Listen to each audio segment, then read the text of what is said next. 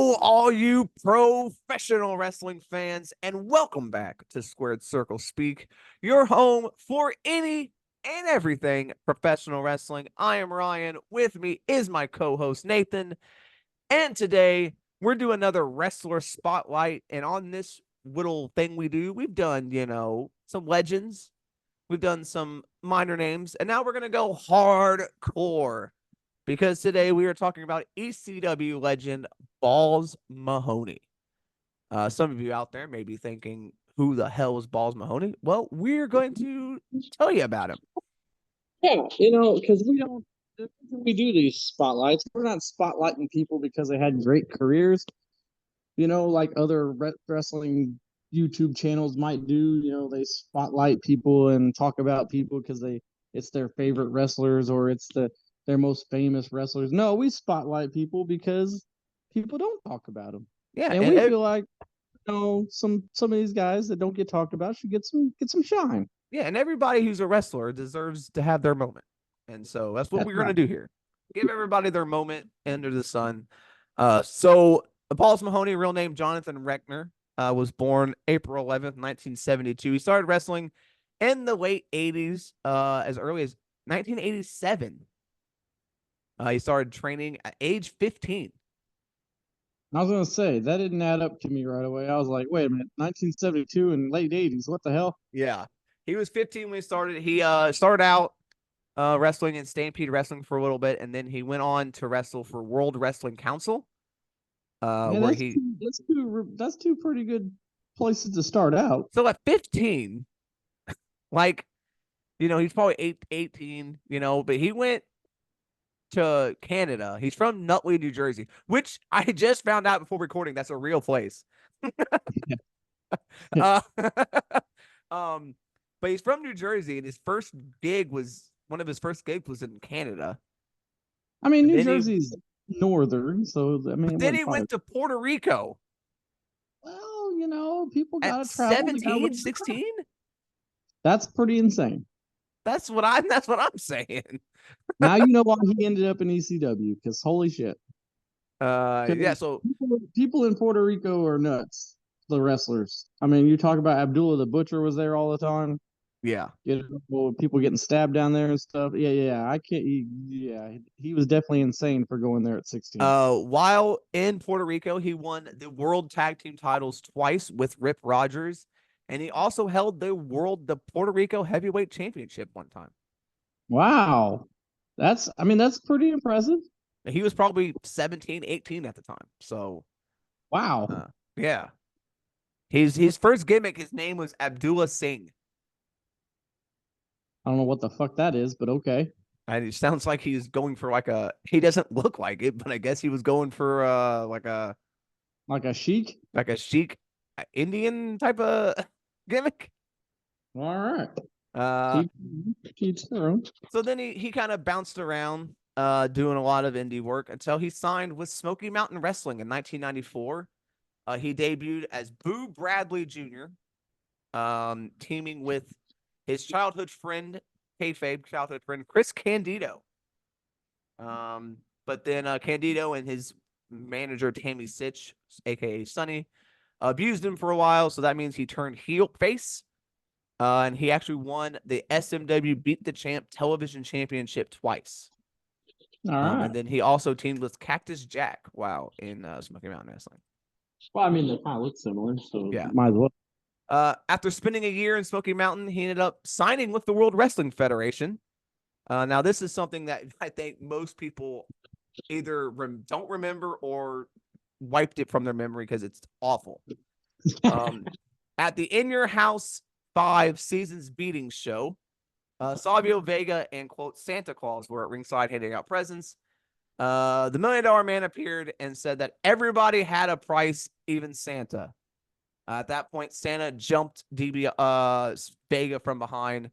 Santa was played by Balls Mahoney. And then DiBiase laughed and said, "This isn't Santa. This is Xanta Claus with an X." It was Santa's evil brother from the South Pole. He only made a couple more appearances. He was on the Monday Night Raw one time, and then he was quietly released. Or I don't know if he was ever on contract, but he was never mentioned again. So what a weird time. 1995, 1996 WWF was fucking weird. Yeah. But he was Santa Claus.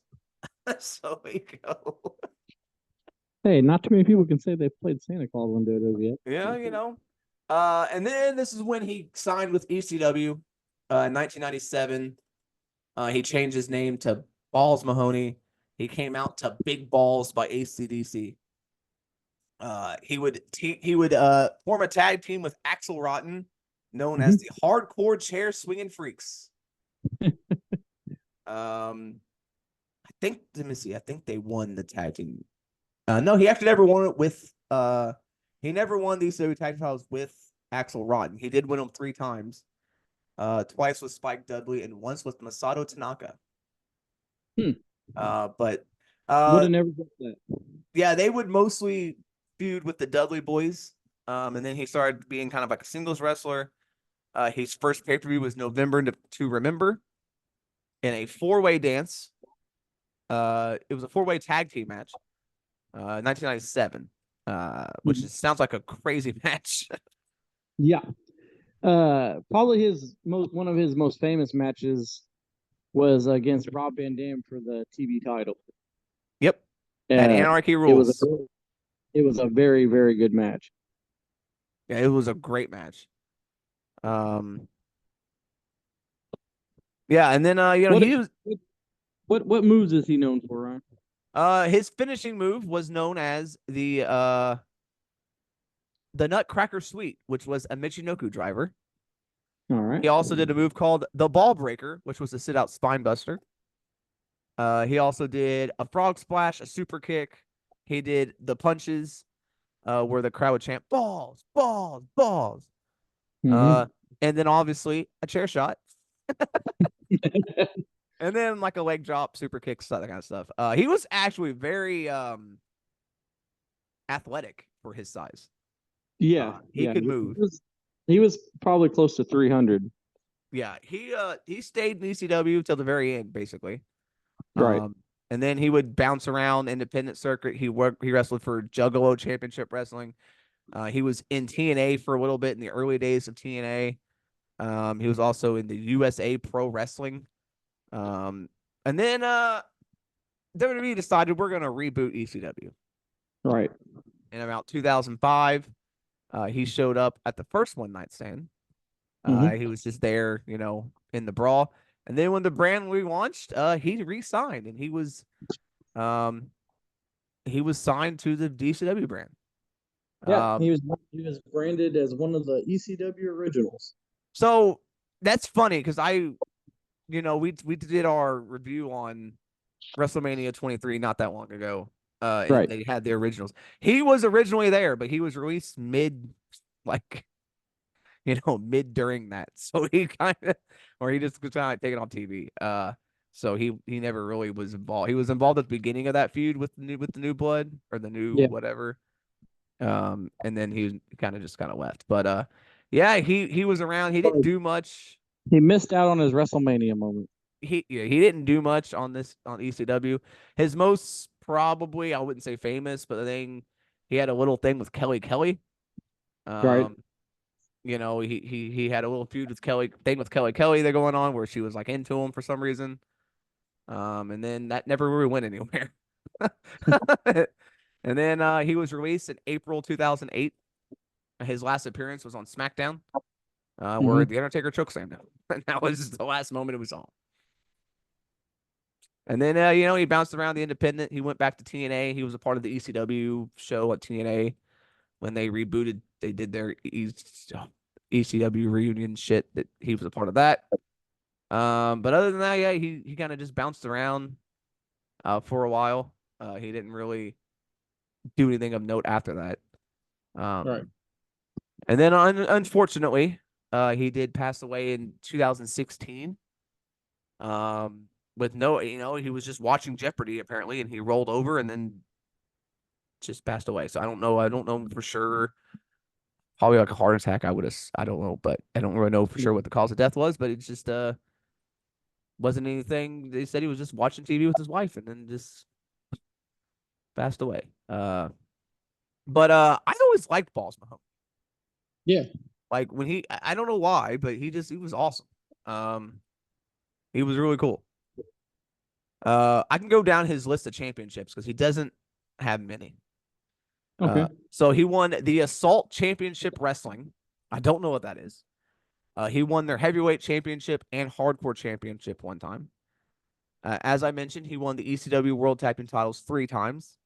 He won the Fight the World Wrestling World Heavyweight Championship one time. He was the International Wrestling Association Hardcore Champion once, the International Wrestling Cartel Champion one time, the Mid-American Wrestling Heavyweight Championship one time. As I mentioned, the Smoky Mountain beat the champ television championship twice. He was the USA Extreme Wrestling Heavyweight Champion 7 times. Huh. And then he won the WWC Puerto Rico Heavyweight Championship once and the WWC World Tag Team Championships twice. But yeah, I did not know he was wrestling since the late 80s. Yeah, that's impressive. I And thought he started in I thought he started in 94 in Smoky Mountain. That's where I thought he started. I didn't know he wrestled before that. yeah, well, I mean, it's impressive, like it's impressive that he learned his craft, had some weird gimmicks, you know, and learned his craft, got, and then when he went to ECW, he realized, hey, everything's getting a little on the risque side, had to come up with something, and to come up with something like Balls Mahoney, it was different, but it worked. He found his thing. He had to go through a bunch of stuff to find it, but he found his thing. And, I mean, for ECW fans, he'll always be remembered, Yeah, he was one of the favorites. I mean, everyone loved Balls Mahoney. And like you said, his best match is probably versus Rob Van Dam. That match is great. definitely. He looked really good there.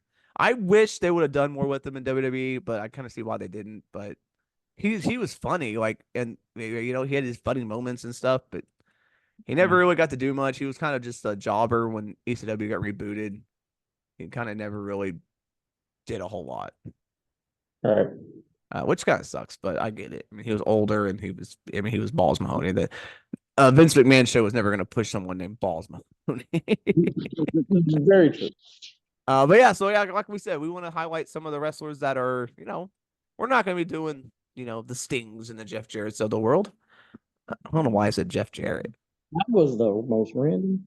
Anyway, but yeah, so if you do comment on these videos, make sure you comment somebody that you'd like us to highlight, somebody that's not not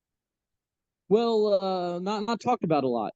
Yeah, well known, but maybe not someone that some people may not know, or some people just may not remember, or highlight some of the guys because wrestling's a hard sport, and we want to highlight the ones that don't get that notoriety and don't get the respect. It's hard to recognition. It's hard to break that in pro wrestling. It's hard to get your name out there to where people remember you. There's only so many of those spots. Yep.